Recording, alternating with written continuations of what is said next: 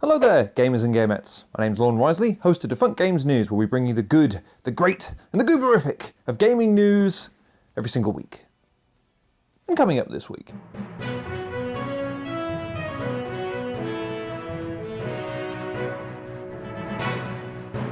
we cover the latest in developer versus publisher pugilism. We bring you up to speed with Epic's latest acquisition. And other highlights to come include Snoop Doggy Dizzle gets mizzle at a jizzle. Stay tuned to find out more about what that means. So as we welcome you back this week, I must warn you that there's a lot of parallels between this show and last week's show. Kind of a weird thing, but don't worry, those reasons are all purely coincidental. Or are they? Yes, purely coincidental. So let's kick off this week's show with what appears to be a running trend of developers and publishers of goth games getting along about as well as a Twitch streamer gets along with a game that they rage quit. As perhaps for the first time I've ever encountered this at least, a game developer has begged their customers not to buy their game, albeit only on Steam. But trust me when I say there's so much more going on with this story than meets the eye. This story has more twists in it than a game of Twister with M. Night Shyamalan for you're playing for a tub of Twizzlers. There's a lot of twists in this story is what I'm trying to say. The Sinking City is an action-adventure game developed by Frogwares, an independent Ukrainian video game studio best known for creating the Adventures of Sherlock Holmes series. Sinking City was inspired by the works of horror fiction author H.P. Lovecraft. Set in the fictional city of Oakmont, Massachusetts during the 1920s, the story follows private investigator and war veteran Charles W. Reed as he searches for clues to the cause of the terrifying visions plaguing him, and becomes embroiled in the mystery of Oakmont's unrelenting flooding, and was released for Microsoft Windows, PlayStation 4, Xbox One, and other consoles in June of 2019, and PlayStation 5 in February of 2021. Still following? Good.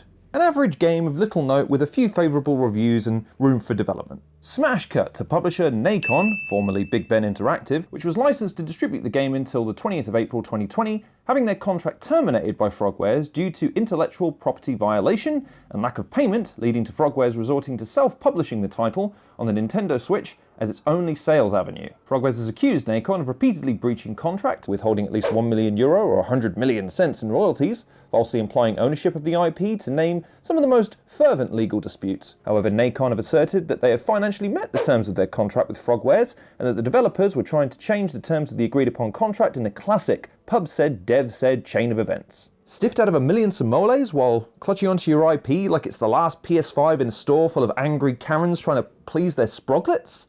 Give me a sinking feeling too. But are you still with me so far? Okay, let's crank up the twister meter just a little bit more though. As detailed in the legal dispute during development of the Sinking City, Frogware alleged that Big Ben and Nacon had paid for the production milestones around 40 days later than they agreed upon, and that they demanded that they be given the source code for Sinking City despite the original agreement explicitly stating that they were only licensed to distribute the game and that they didn't own the IP. Okay, so an acrimonious ending then. But that's the end of the story, right? No, kids. Strap in. No, seriously, as nonsensical as you think the story will get, times it by 10 while reciting the plot of Twin Peaks, and then you've got your level of sensibility. This week, The Sinking City returned like the Mac to Steam, following its removal across various digital platforms such as the Epic Store, Xbox One, PlayStation 4, basically anywhere that you could sell the game. It's also worth noting that it appears to be the deluxe edition of the game, which has extra content added that Nacon never had the license to distribute in the first place, which is ominous to say the least. Cut to a post by Frogwares which sought to do something I have never seen a developer do: implore their users not to buy their game on Steam. Quote, Frogwares has not created the version of Sinking City that is on sale on Steam.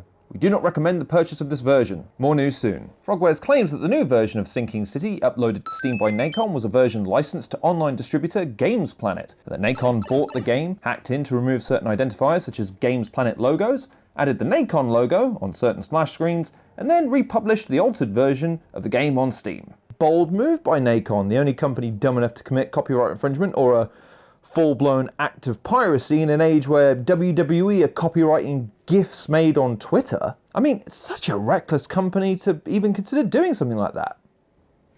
Or are they? It was then reported that Nacon claimed a court had deemed the contract was, quote, terminated in a manifestly unlawful manner, and allowed Nacon to sell the game, which explains the sudden turn. Fans of the game began review bombing the re-release in support of Frogwares, and of course this is likely to result in reduced sales of the resurfaced game. But this will be little consolation to Frogwares, who instead of being kicked off the game after developing it, as were Hardsuit Labs, it's claiming to have produced a game and then they've not been paid for it. And it's still being sold without its consent. Oh, and actually, as a touching on the last story of last week, a rather sad turn of events, Hardsuit Labs are having to resort to a bunch of layoffs of its narrative department this week, as a result of their own legal dispute with Paradox having been removed from development of the game Vampire the Masquerade Bloodlines 2, which, from last week, sucks, but not even in a remotely jokey way. But at least that is the end of the story now, right?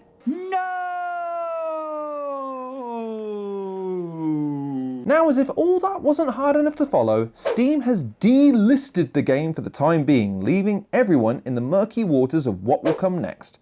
Will Frogwares reclaim their IP and recover, or will Nacon persist in their illicit IP infringement? So there you go, kids. That's how you get into game publishing, it seems. Find someone talented to develop your game, underpay them, misuse their IP, and then cut them from development when time comes to make the money from selling the game. A heartwarming tale, and truly a story of our times, but at least a definitive ending to this course of events. Or is it? But while wonders never cease, some things never change, so it's time now to turn to one of our recurring segments. What now, Cyberpunk? What now, Cyberpunk? Actually, now that I think about it, I don't remember any notes in the briefing for the news this week about what the screw-up was that we were reporting on. What was it? Did we tell you? There was no screw-up on Cyberpunk end this week. Wait, Cyberpunk didn't have a single cock-up this week? No, nothing. Neither did CDPR. Not a faux pas, not a internal IT capitulation, not an offensive advert? Well then what the hell are we going to talk about for 2 minutes this week then? Do we just cut the advert like E3's cut this year? Oh yeah, sorry, I forgot to mention E3's been pulled this year. They're going to do a digital event instead. Indeed, the E3 event organizer previously outlined the plan in a statement to Games Radar, writing, quote, "We can confirm that we are transferring the E3 experience for 2021 and will soon share the exact details on how we're bringing the global video game community together. We're having great conversations with publishers, developers, and companies across the board, and we look forward to sharing the details about their involvement soon." But this isn't the E3 segment, this is the Cyberpunk segment. What are we supposed to do? I don't know, improvise. Hello, my baby. Hello, my honey. Hello, my ragtime gal. Well then, I guess tune in next week to see if CDPR have finally turned the corner with Cyberpunk. Or if they've clipped the apex and ditched it.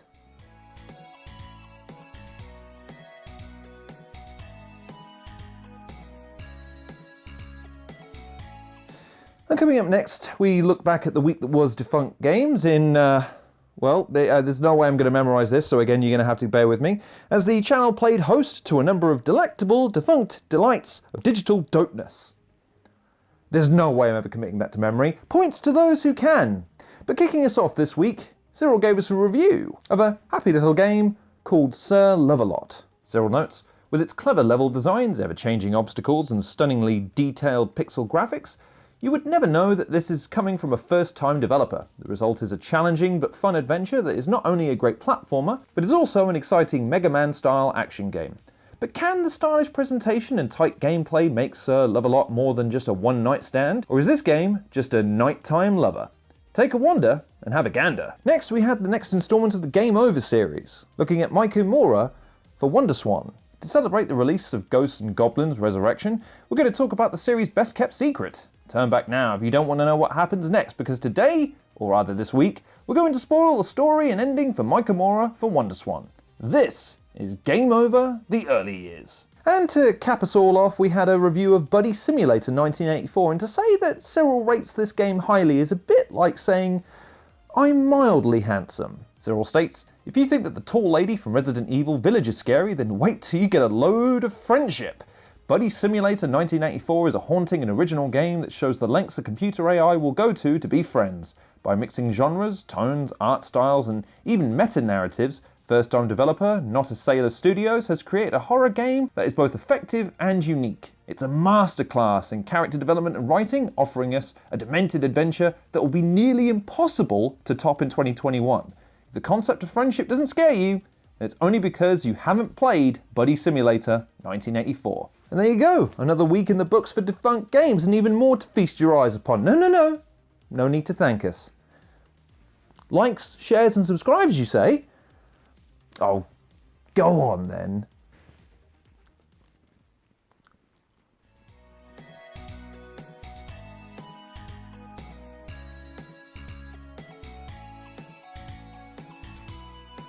Now, as you're all aware, Epic Games has its sights set on digital world domination, first by purchasing every single game with a concurrent player base of a small nation, and then by converting the world's currency to V-Bucks, and then thereby enslaving mankind to do battle in a never-ending round of Battle Royale for the CEO's amusement. And this week, that plan took an uneasy step in that direction, as it was announced that they have purchased the game studio Mediatonic, who you may or may not be aware produced the little-known game Fall Guys Ultimate Knockout. Huge news! Mediatonic are pleased to announce that we've joined the Epic Games family, the UK studio said on Twitter. Separately, Epic Games confirmed in a blog post that it acquired the entire Tonic Games group, which is the parent company of Mediatonic.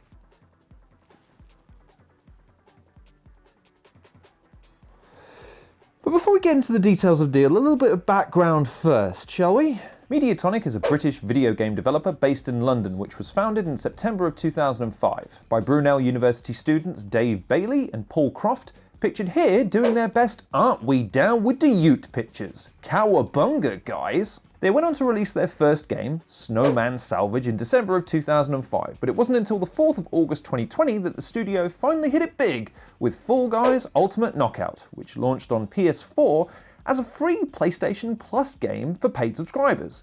It quickly caught fire as the hot new online game alongside Among Us, a concept inspired by game shows popular in the UK like Takashi's Castle, It's a Knockout and Wipeout. In the game, up to 60 players control jellybean-like characters and compete against each other in a series of challenges such as obstacle courses or tag. All of which is a nice way of saying it's a first-generation Wii title, people. Come on, look at it. It is to depth of gameplay and creativity in games as Twilight is to Oscar-worthy acting.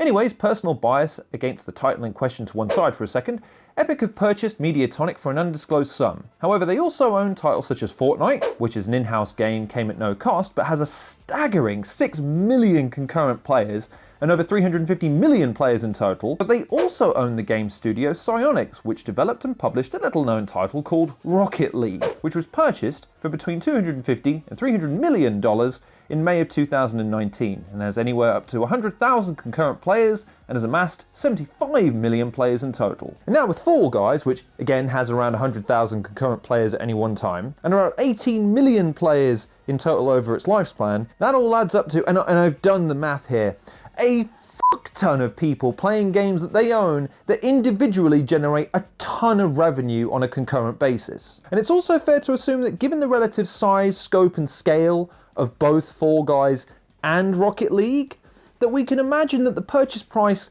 is around the same ballpark. Leaving his newly constructed currency cave, Dave Bailey, CEO and co-founder of Tonic Games Group, issued a statement.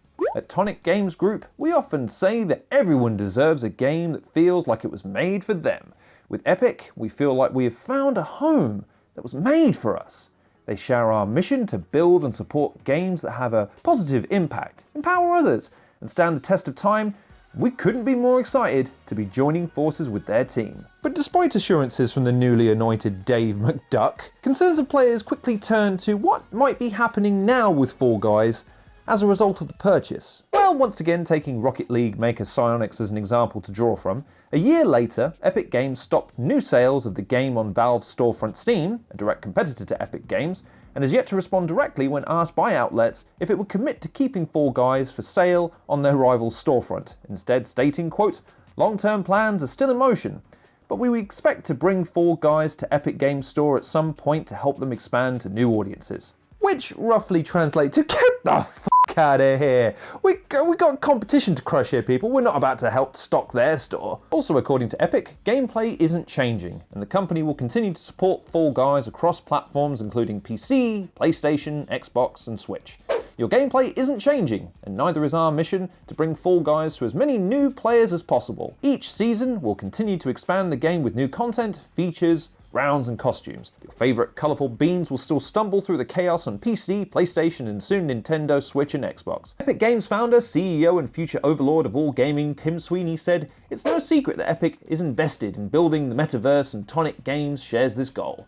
As Epic works to build the virtual future, we need great creative talent who know how to build powerful games, content, and experiences." Epic Games also stated that not only is the game coming to Nintendo Switch, not only will they be enabling cross-platform play, squad v squad modes, and potentially making the game free to play, not to mention the aforementioned metaverse across Fall Guys and Fortnite, but who knows what else. So while Epic Games continues their inevitable march to world domination, we can only hope that someone rises to stop them from forcing us to work in their underground V-Bucks mines. Meanwhile, this week, Sony patented the banana controller.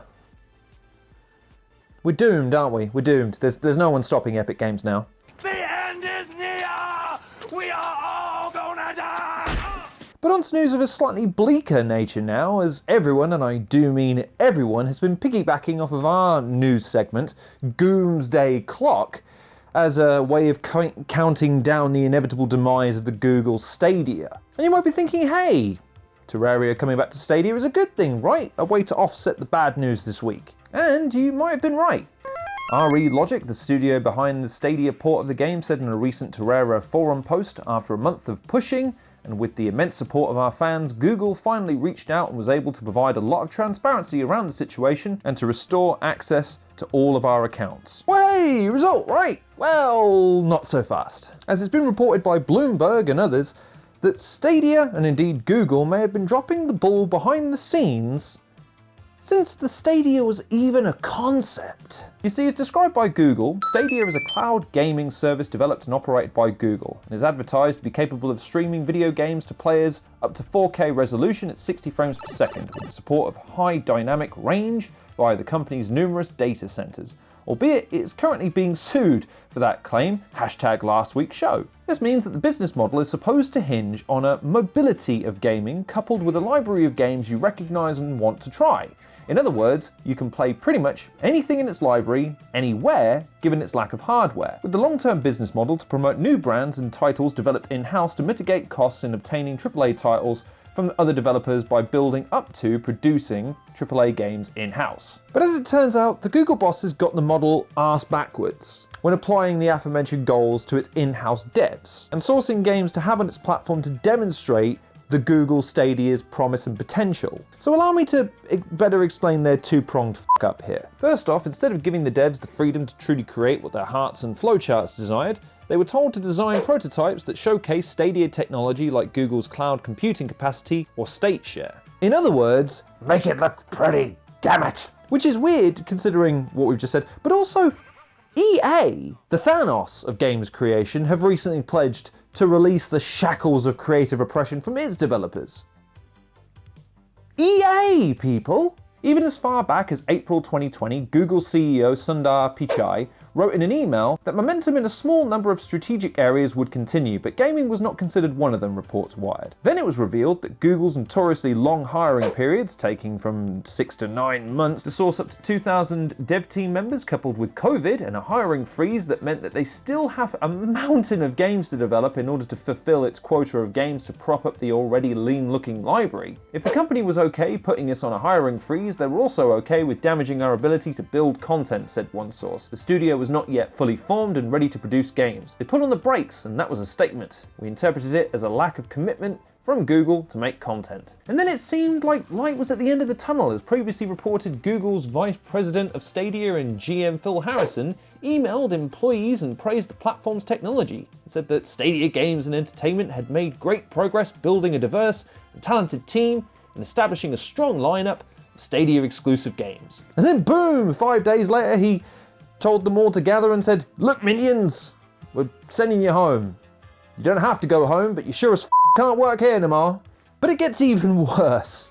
as it now looks as though the arse-backwards bizarro world approach runs even deeper, as it's been confirmed that tens of millions of dollars were spent on AAA games from some of the biggest publishers like Ubisoft and Take-Two Interactive Software, and massive games like Red Dead Redemption 2, completely undermining the original idea and business model that Stadia was designed to implement in order to compete with the more traditional and powerful Sony and Microsoft counterparts, and wasting a veritable ton of both time and money. And the result of this managerial masterclass is a lackluster launch, a continuous set of woes, and Stadia is said to have missed its targets for sales of controllers and monthly active users by hundreds of thousands. Who knows if it will ever recover?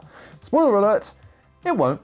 So Stadia ticks ever closer to demise, but good for both us, I mean me and you at least, is that we now have a fundamental understanding of something that the Google bosses don't seem to understand, which is how the Stadia was designed to make money. I mean, for God's sake, Google, Google it!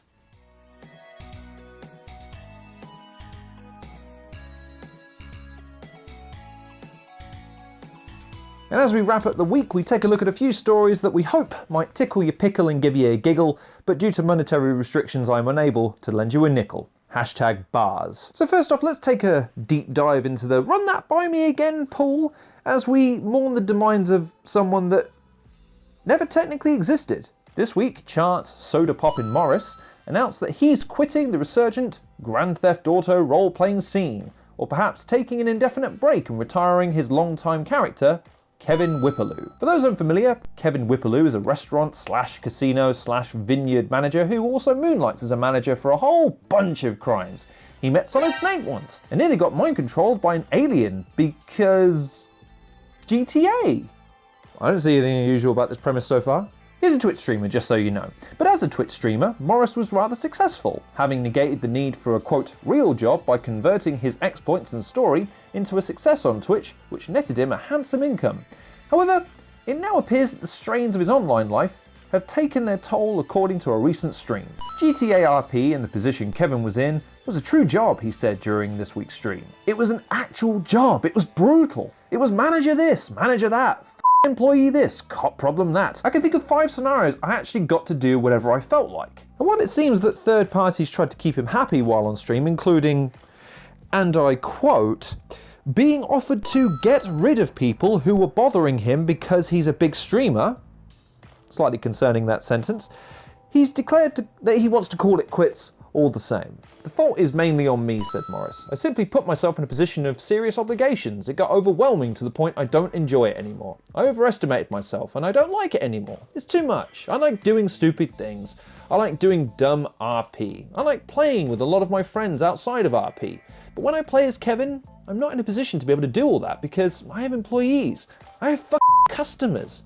I can't just be like, hey, I feel like going on a bike ride. I can't do that. And so for now, the legend of Kevin Whipperloo dies an ignoble death. But I can't help but feel that my pity well runneth dry, but not for the reasons you might be thinking.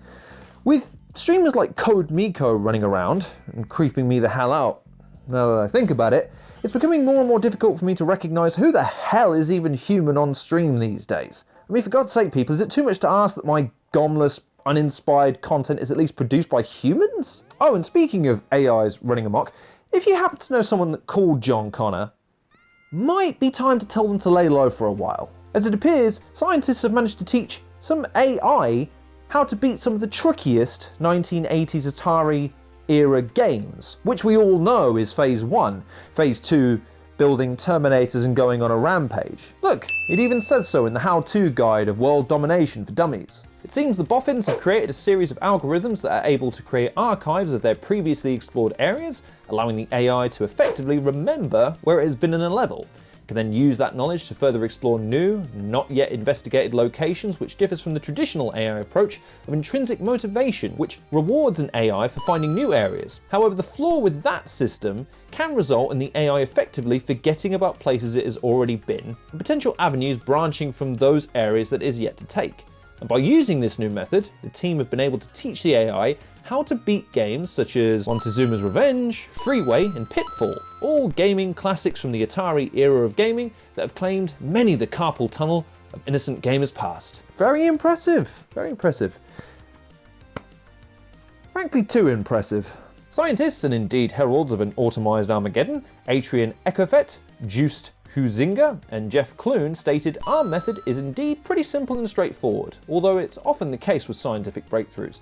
In addition to robotics, Go Explore has already seen some experimental research in language learning, where an agent learns the meaning of words by exploring a text-based game, and for discovering potential failures in the behaviour of the self-driving car. But mark my words, people, it's only a matter of time before they go full HAL 9000, hunting your asses down, singing along to West Coast rap music. And speaking of West Coast rap music, let's finish off this episode with a quick maths lesson that only DGN can deliver. So close your mouths and pay attention. Snoop Dogg is a rapper, and a rather famous one at that. He's also known to smoke the stickiest of the icky. How much, you ask? This much. And this much chronic smoked over a specific period of time tends to make someone this. Now, Snoop Dogg likes gaming. Why? Because welcome to celebrity in 2021, where to be a celebrity you have to like everything. And as such, the Digo Double G has taken to streaming his online gaming sessions as one is wont to do. However, taking our original formula of rapper, X, plus amount of weed, Y, divided by the period of time consumed, C, equals degree of chill, we reach an interesting question. How badly does a game have to bite the big one to make Snoop Dogg, who by this point must have a blood type of super cheese, mad enough to rage quit in the middle of a stream? I mean, it's just not possible, right? Hold my beer, says Madden 21. After roughly 15 minutes of airtime, the gaming gangster rage quit out of a frustrating game of Madden 21, walked out of the room, so mad it seems that he completely neglected the audience of 250,000 people and left his stream running. So mad was our lyrical lion that it was only after a meager 7 hours and 37 minutes that he'd calmed down enough to remember he'd left his stream running, returning only to switch the stream off for good before walking away. So there you have it, gamers and gamettes. X plus Y divided by C is only viable if you don't account for the variable of S, which in this case is a lump of shit represented by our friends here at EA. The more you know.